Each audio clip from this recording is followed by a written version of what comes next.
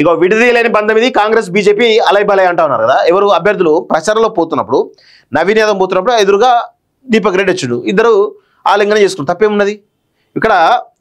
నేను తెచ్చినా అందుకే ఇలాంటి దుష్ప్రచారం ఇస్తారనే ఒకరిని తెచ్చిన. మరి గిదేంది మరి ఇద్దరు అలైబలై చేసుకుంటలేరా? అంటే బండి సంజయ్ కేటీఆర్ ఒక్కట? ఎంత నవ్వుకుంటారు చూడండి.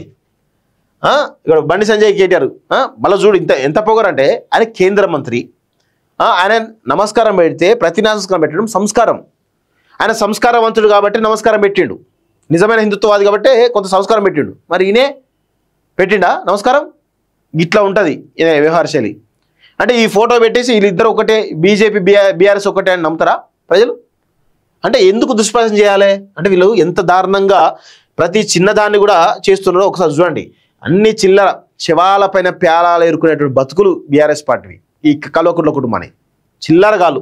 బీజేపీ ఓటు పత్తిరైతుకు చేటు. ఇప్పుడు ఏంది? ఇప్పుడు బీజేపీ ఓటు పత్తిరైతు చేయడం అంటే ఇప్పుడు జూబ్లీస్ ఎన్నికల్లో బండి సంజయ్ రంగంలోకి దిగిండు. బండి సంజయ్ రంగంలోకి దిగగానే ఏమైంది?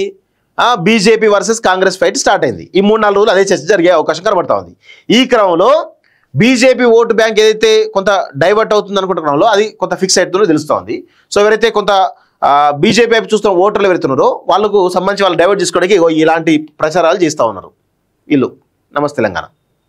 అది పరిస్థితి.